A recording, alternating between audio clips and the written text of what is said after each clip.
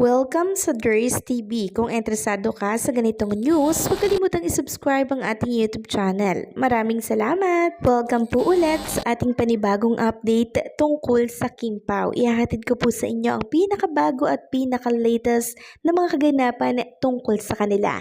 Kaya naman kung hindi ka pa subscriber ng ating channel, pindutin nyo na ang notification bell para lagi kayong updated sa mga balitang trending at napapanahon. So ayun, welcome back again sa ating YouTube channel mga kakimpaw, and for tonight's video, ang pag-uusapan natin ay mga importanteng ganap kina Kim and Paolo Abilino. At unahin nating pag-usapan mga kakimpaw, etong nakita kong post dito po sa X. So medyo naiintindihan ko yung inis ng ilang ABS-CBN po na netizen dito kay Chinita Princess kasi ito po palang probinsyano ako party list ay owned by the Pariñas and Singsong dynasties. Surprisingly, Kim Chiu endorsed them. Tapos sabi niya, di ko gets yung mga milyonaryong artista na nag-i-endorse sa mga questionable na mga party list. To think vocal sila sa mga show about good governance, pero sila daw itong nag-i-endorse ng mga fake party list. So ang tinutukoy niya po dito ay si Chinita Princess. So talagang binabash po siya ng tao ngayon. Di ko alam kung mga bashers ba to or what. Pero sa X nakarating na po. Dati sa Instagram lang. Pero sa X meron na din at pinuputakti po talaga si Chinita Princess dito. So ang sakin lamang pong lilinawin ulit ha. Si Chinita po ay artista. At i-endorse niya syempre yung may malaking TF po para sa kanya, di ba? Kaya nga po siya ay nag-artista, kaya po sila ay artista para syempre kumita. Pero hindi ibig sabihin nun ay pipilitin kayo na bumoto din sa party list na gusto niya. Hindi po ba? Tayo naman ay may mga sarili po na desisyon, di ba? So desisyon niya po na i-endorse yun. Desisyon din natin na pumili ng party list na gusto po natin. Kaya sa mga nagpapalaki ng issue dyan tungkol sa party list na to, kay Chinita Princess, wag po natin siyang pakialaman, okay? Wag po natin siyang i-down dahil desisyon niya yan. So, iba't ibang artista, iba't iba din po ang party list na ini-endorso. So, bakit si Chinita Princess lamang po ang binabash ninyo dyan? Sus mio. Samantalang, pag-usapan naman natin ang tungkol dito kay Kim and Paolo Abilino na present na naman sa isang event. Ayon nga po sa post dito, Santiago City kinumpirma ni Santiago City Mayor Attorney Sheena Tan na magsisilbing host para sa binibining Santiago City 2025 si 2018 Miss Universe Catriona Gray. And nakita nga natin dito yung pangalan ni Kim and Paolo Abilino. Ibinahagi ito ng pinaghahandaang Bamlamban Dance Festival sa buwan ng Mayo na gaganapin din sa Sports Arena Complex. Sa panayam ng 104.9 XFM Santiago kay Mayor Sheena, hinihikayat nito ang mga nais pang sumali sa pageant na magpalista lamang dahil kasalukuyan pa ang screening. Samantalang dadalo naman sa Balamban Float Parade ang tambalang Kim Pao, ang actress na si Kim Chiu at actor na si Paolo Abilino.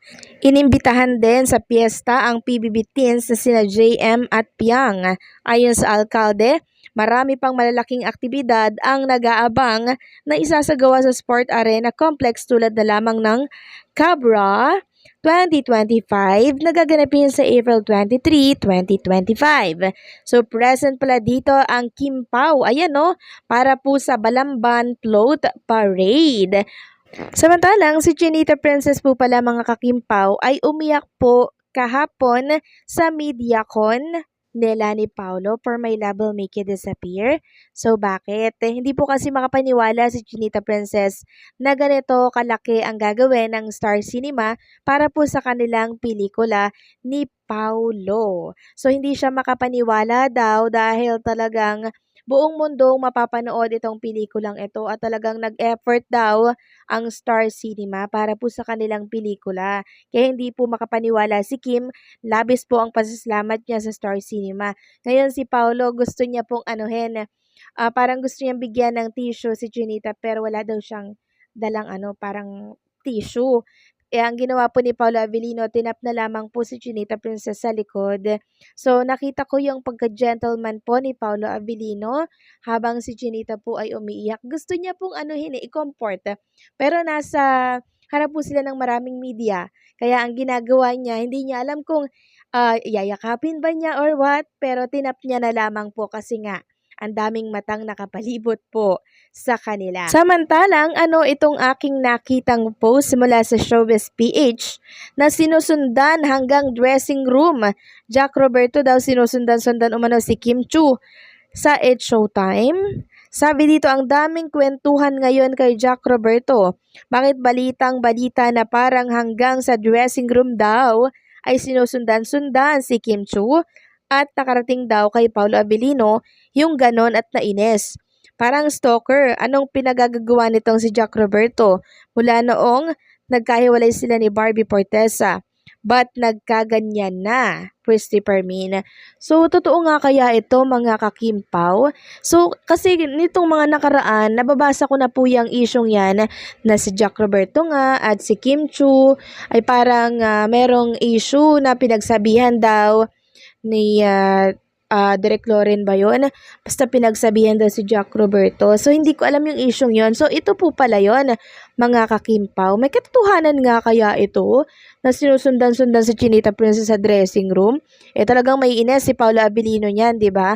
Kasi hindi po gawain niya ng matinong lalaki. Kung ito man nga po ay may katotohanan. Kung ito man nga po ay may katotohanan. Di ba? Kasi hindi ito gawain po ng isang matinong lalaki.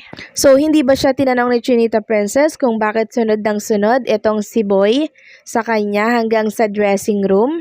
So, dapat pong ereklamo talaga yan pag ganyan at binibigyan po agad ng action nang sa ganun ay malinawan po siya na mali yung kanyang ginagawa.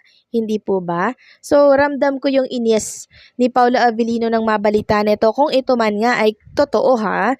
Kasi si Paolo napaka-protected niyan kay Chinita Princess. Kaya kung makakabalita yan ng may sumusunod-sunod na lalaki dito kay Chinita hanggang sa dressing room, naku baka hindi po yan makapagtimpe. Kilala naman natin si Paolo Avellino.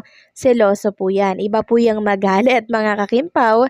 Kaya baka makatikim siya ng ines at galit mula kay Paolo. Kaya kalmahan lamang dahil si Paolo at Chinita Princess, alam naman natin kung anong meron sa kanila. 'Di ba? So, bakit may entrada pa dyan? Bakit may eksena pang iba? Hindi ba anong balak niya? Mang trip? So, agawin si Chinita kay Papi Paolo. So, wag naman ganun sana. So, kung gusto niya makipagkaibigan, di kausapan niya si Chinita Princess ng maayos. Pero wag yung darating sa punto na susundan siya hanggang sa dressing room. Hindi po yun gawain ng matinong lalaki. Hindi po ba mga kakimpaw? Agree po ba kayo dyan? Nabalitaan nyo na din po ba ang tungkol dito? Please comment down below. So hanggang dito na lamang po ang update natin. Maraming salamat sa patuloy na pagsuporta. And don't forget to like, share, comment, and subscribe.